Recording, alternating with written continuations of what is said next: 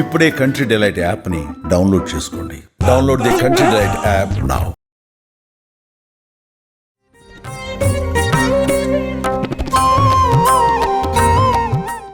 నమస్తే రమగారు. నమస్తే జయ. రమగారు, మనం శరన్నవరాత్రుల గురించి మాట్లాడుకుంటూ ఉన్నాము. 6వ రోజులో ఉన్నాం. ఈ రోజు యొక్క విశిష్టత, అలంకరణ, పూజా విధానం అప్పుడే వారం వచ్చేస్తోంది. అయితే తిథులు పెద్దవి వచ్చినాయి కదా ఈసారి. లలితా పంచమి 6వ నాడు వచ్చింది. ఈ లలితా పంచమి నాడు ఖచ్చితంగా పేరే లలితా పంచమి అని రాయబడుతుంది. లలితా త్రిపుర సుందరిని, లలితా పరమేశ్వరి దేవతని ఈ రోజున అర్చిస్తారు.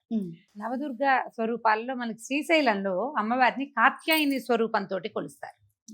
అంటే ఈ సంవత్సరము కాత్యాయని అవతారంగా మనకి కనకదుర్గ దేవాలయం 4వ రోజే చూసాం. నవదుర్గల్లో కాత్యాయని స్వరూపం ఉంది. ఈ నందగోప పుత్రికగా చెప్తారు. నందగోప పుత్రిక అంటే శ్రీకృష్ణుడితో పాటు యశోదాదేవికి ఒక కుమార్తె కలిగిందా? అవునండి.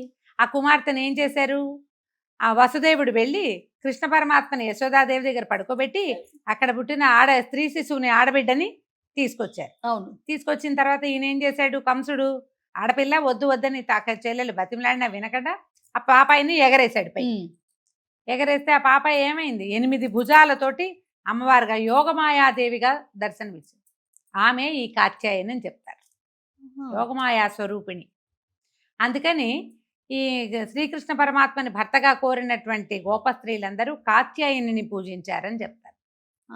ఈ రోజున నవదుర్గలలో కాత్యాయని స్వరూపం వేస్తారు. విజయవాడ ఇంద్రకీలాద్రి మీద అమ్మవారి దేవాలయంలో అమ్మని ఈ రోజున లలితా త్రిపుర సుందరిగా అర్చిస్తారు. మనం మొదటి రోజున బాలా త్రిపుర సుందరి, 9 సంవత్సరాల బాలిక, ఇప్పుడు పూర్ణ కళలతో నిండి ఉన్నటువంటి లలితను ఆరాధిస్తారు.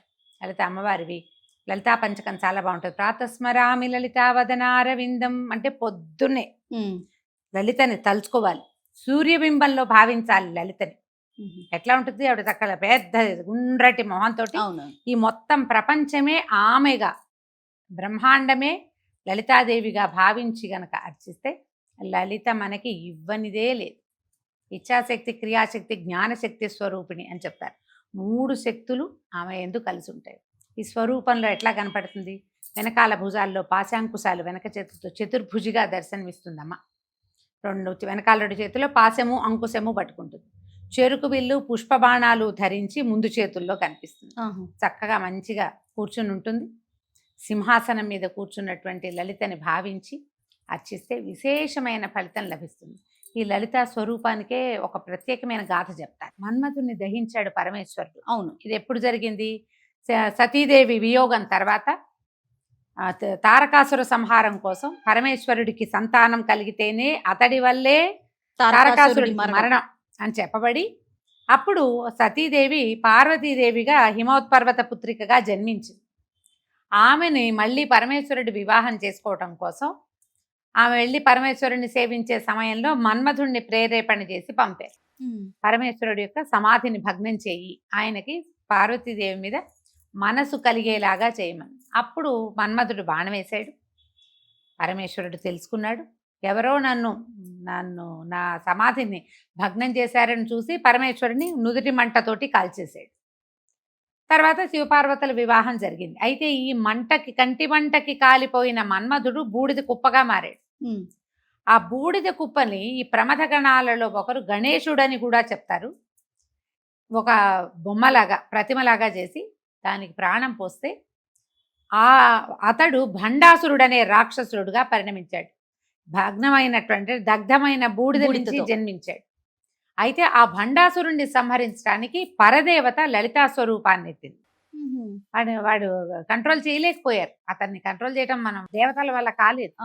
అతన్ని సంహరించడానికి పరదేవతే లలితా స్వరూపంలో వచ్చి రకరకాల శక్తులతోటి కలిసి అప్పుడే సప్తమాతృకలు కూడా వచ్చారని చెప్తారు. సప్తమాతృకలు అంటే బ్రాహ్మి, మహేశ్వరి, వైష్ణవి, వారాహి, మహేంద్రి, కౌమారి, నారసింహి.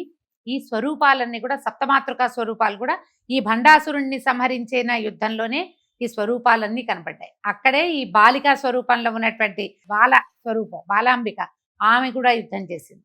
వారాహి యుద్ధం చేసిందని ఇట్లా ఎన్ని రకాల స్వరూపాలు కనిపిస్తే అది మనకి లలితా సహస్రనామం చదివే వాళ్ళకి భండాసుర వధోద్యుక్త శక్తి విక్రమహర్షిత అందులో ఈ భండాసురుణ్ణే సంహరించడానికి సంహరించడానికి ఆమె ఎంతో చేసింది, ఎంత ప్రయత్నం చేసింది. చాలా యుద్ధం జరిగిన తర్వాత వీళ్ళందరినీ ఈ భండాసురుడు అతనితో అటు మొత్తం పరివారాన్ని సంహరించింది అమ్మవారు. ఆ సంహరించిన స్వరూపాన్ని మనం లలితా స్వరూపంగా భావిస్తాం. ఆమెని శ్రీమాతగా చెప్తాం. పూర్తిగా ఇప్పుడు లలితా సహస్రనామం నామాలు ఉన్నాయి, అన్నీ చదవలేవు. శ్రీమాత్రే నమః ఒక్క నామంతో మీరు 1000 సార్లు జపించినా అదే ఫలితం లభిస్తుంది. అవును. 108 సార్లు చేస్తే అష్టోత్తరం అవుతుంది. 1008 సార్లు కనుక చేశారంటే సహస్రనామం పూర్తయిపోతుంది. పవిత్రమైనది, పవర్ఫుల్ కూడా, శక్తివంతమైనది. అయితే అమ్మవారికి ఇవాళ నివేదన ఏం చేస్తారు? పులిహోర, పెసరపప్పుతో చేసినటువంటి బూరెలు నివేదన చేస్తారు. మన శక్తియుక్తుల ప్రకారం మామూలు రోజువారీ చేసినట్టే కొంచెం పులగం చేసుకోవటం, కాస్త పానకము, కొద్దిగా వడపప్పు, ఏ ఫలాలు ఋతువులో దొరికేటువంటి అన్ని రకాల ఫలాలు, కొంచెం కొబ్బరికాయలు. విశేషంగా లలితా సహస్రనామ పారాయణ ఈ రోజున కనుక మనం కుంకుమార్చన అలాంటివి చేసుకుంటే చాలా మంచిది. పంచమి నాడు చేస్తే విశేషం. అవును. 5, 6, 10 మంది ఒకే చోట చేరి ఈ లలితాని ఎన్నిసార్లు అని చదవటం, ఒక 3 సార్లు, ఒక 8, 4 సార్లు, 5 సార్లు లెక్క పెట్టుకుని ఓ 50 మంది చేరామనుకో, 2 సార్లు చదివితే 1,00,000 సార్లు అమ్మనామం చెప్పించినట్టు అయిపోతుంది. అవును. అవకాశం ఉంటే ఇది ఇలా పెట్టుకోవటము, అందరికీ చక్కగా భోజనాలు అవి పెట్టుకుని అందరికి చక్క భోజనం పెట్టడం, తాంబూలం ఇవ్వటం, భోజనాలు కూడా పెట్టుకుంటారు. మనం ఇలా కుంకుమార్చన చేసే రోజున అయితే గనక ఓ 50 మంది ముత్తైదులు వచ్చారు మన ఇంటికి, ఈ ఇది పూర్తి చేసాం, లలితా సహస్రనామం పూర్తి చేసాం, అందరికీ కుంకుమ ఇచ్చాం, అందరూ అర్చన చేసుకున్నాం. తర్వాత చక్కగా అందరికీ భోజన భాజనాదులతో సత్కరించి తాంబూలాలు అవి సమర్పించుకోవడం, బొట్టు పసుపు ఇవ్వటం, అందరికీ పారాయణ పెట్టడం. మనం ఈ రోజున ఎంత చేసుకుంటే అంత ఫలితం. పంచమి నాడు చాలా విశేషం. ఈ రోజున 7 సంవత్సరాల బాలికకి పూజ చేస్తే మంచిది. ఈమెని చండి అంటారు. 7 ఏళ్ల బాలికనికి కనుక పూజిస్తే ఐశ్వర్యప్రదాయనట. మనం ఎక్కడెక్కడ ఆగిపోయిన డబ్బులు వచ్చేస్తాయి, కొత్తగా మనకి డబ్బులు జనరేట్ అయ్యే మార్గాలు ఏమైనా కనపడతాయి. 7 సంవత్సరాల బాలికకి ఈ వారం 10 రోజుల్లో, ఈ నవరాత్రుల్లో ఏ రోజు కుదిరితే ఆ రోజున అర్చించండి.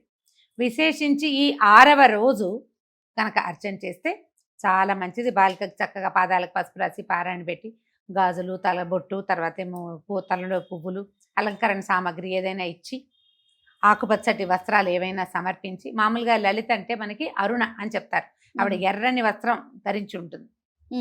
లలితా సహస్రనామంలో మొదటే ఆ శ్లోకాల్లోనే కనపడుతుంది అనమాట, ఎర్రని చీర ధరించి ఉంటుంది అని. అయితే ఆకుపచ్చ వస్త్రాలు కూడా సమర్పించవచ్చు.